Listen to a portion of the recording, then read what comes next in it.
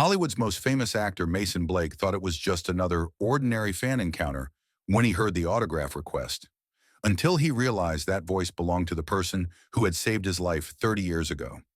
The sun was shining as usual in Los Angeles, but the corridors of Cedars-Sinai Hospital remained cold and sterile. Mason Blake, 45 years old, one of Hollywood's most sought-after actors, was adjusting his costume while looking at himself in the mirror. When the action call came, Mason transformed into character.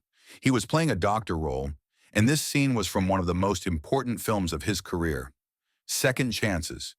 Ironically, it felt like he was telling the story of his own life. Mason Blake appeared to have a perfect life from the outside. Oscar nominations, multi-million-dollar films, his Beverly Hills mansion, everything that fame could bring. But there was always an emptiness inside him, an unfilled void. His childhood had been difficult. His father died early, and while his mother struggled with alcohol addiction, Mason found himself on the streets. He ran away from home at 15, and by 17, he had even contemplated suicide. That night, he could never forget that night. On the Santa Monica Bridge, looking down, a voice had stopped him.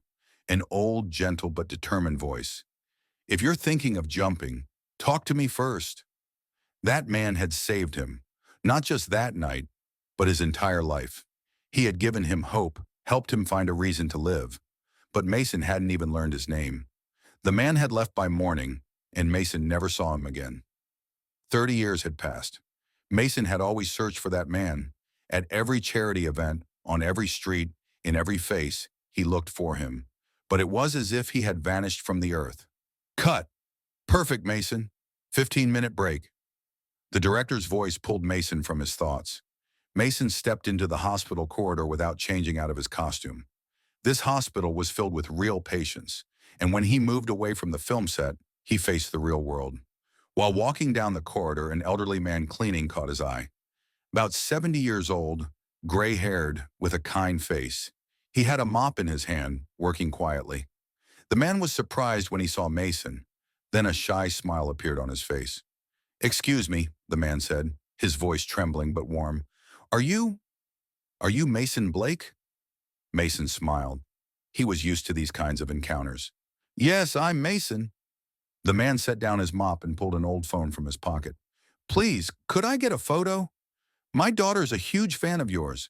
She's receiving cancer treatment here." Mason's heart ached. "Of course. What was your name?" "David," the man said. "David Martinez." Mason took the phone, and as he moved closer to take a selfie, he felt something familiar about David's voice, but he couldn't figure out what it was. "How is your daughter?" Mason asked. David's eyes filled with tears. "She's going through a difficult time, but she doesn't lose hope. She always says, 'Dad, life reserves beautiful things sometimes. You have to be patient.'" Mason stopped.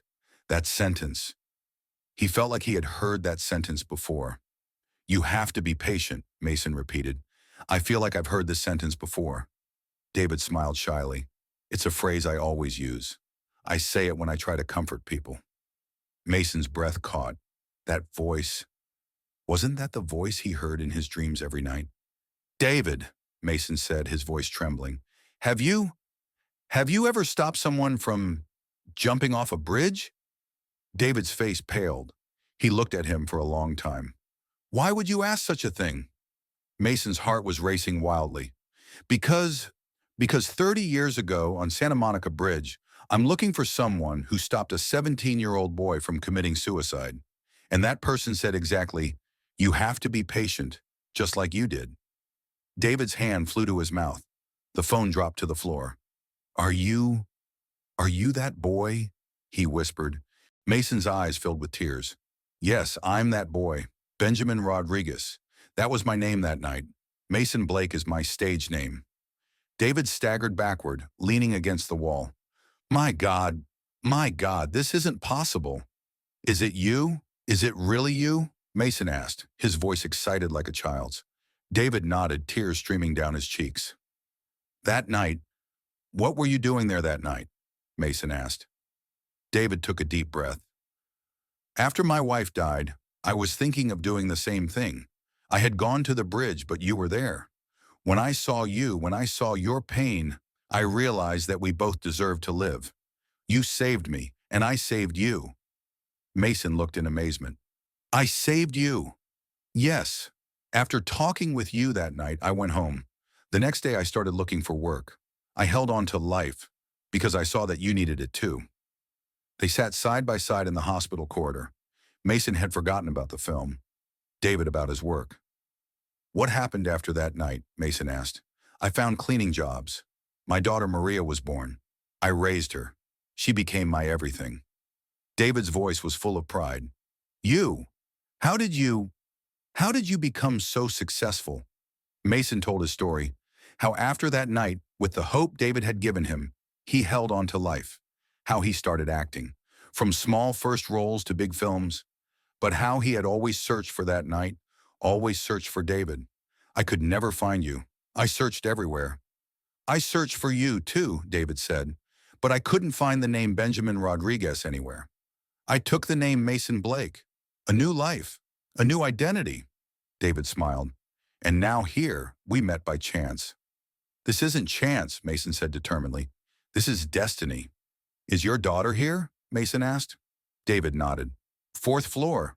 She's receiving chemotherapy." "Would you take me? I'd like to meet her." David was surprised. But, but you have filming. You're busy. Nothing is more important than you and your daughter. You saved my life. Now I want to do something for her." David's eyes filled with tears again. They went up to the fourth floor. Maria was a beautiful girl in her mid-20s. She had lost her hair, but there was infinite love of life in her eyes. "Papa, is this Mason Blake?" Maria said in amazement. "Yes, sweetheart. And he," David's voice was trembling, "he's the boy I told you about 30 years ago." Maria's eyes widened. She knew that story. Her father had always told it to her. From that day on, Mason started coming to the hospital every week, not just to visit Maria, but also to spend time with David. He wanted to pay for Maria's treatment costs, but David refused. "I won't accept money, but if you spend time with my daughter, if you give her hope, that would be the greatest gift for me." Mason accepted. Every week he read books to Maria, talked about his films, made her laugh. But it was really Mason who changed. Finding David had filled the 30-year void. He was no longer just a famous actor. He was a son, a brother, a human being. David changed too. He was no longer just a janitor. He had changed someone's life, become someone's father, and now that person had returned. Months passed. Maria's condition began to improve. The doctors were hopeful. "Papa," Maria said one day, "why does Mason come every week? He's famous. He must be very busy." David smiled. "Because he's family to us. Family doesn't abandon each other." When Mason came that week, they received the good news. Maria's cancer had gone into remission. All three of them cried, from happiness, from relief, from hope. "This is a miracle," Maria said. "No," Mason said, "this is love. This is never giving up." Mason's new film, Second Chances, was a huge success. He won an Oscar. But at the award ceremony, David and Maria were by his side. In his speech, he said, "I dedicate this award to the man who gave me a second chance 30 years ago and to his wonderful daughter. They taught me that family is formed not by blood bonds, but by heart bonds." Everyone in the hall gave a standing ovation. After that night, Mason had David quit his job. He bought him a small but comfortable house. He took care of Maria's university expenses. "This is too much, I'm earning much," David said. "No," Mason said. "This is 30 years overdue." A year later, Mason started a new project. It was a suicide prevention center for young people. Its name, David's Hope Center. On opening day, Mason, David, and Maria stood side by side. "This center," Mason said in his speech, "opens its doors to everyone who has lost hope, because sometimes all we need is for someone to tell us, 'Be patient, life reserves beautiful things.'"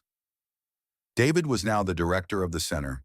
Every day he talked with young people, giving them hope. Maria had recovered, finished university, and was studying psychology. She volunteered at the same center. That evening, the three of them sat in David's backyard.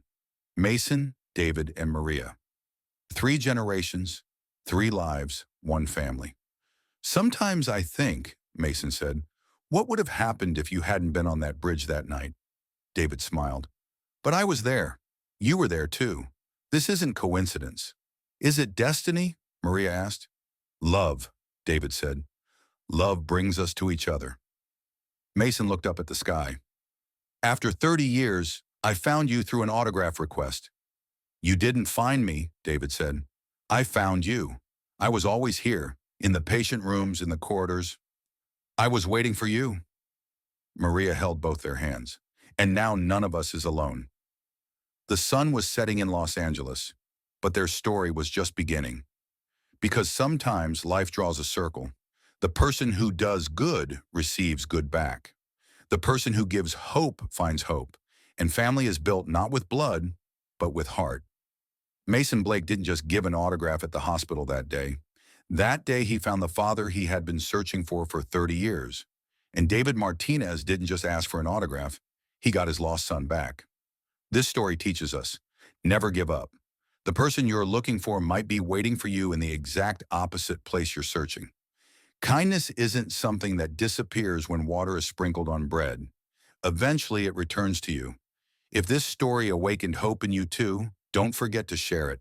And remember, life's most beautiful stories are written in unexpected places. Stay with love and never lose hope.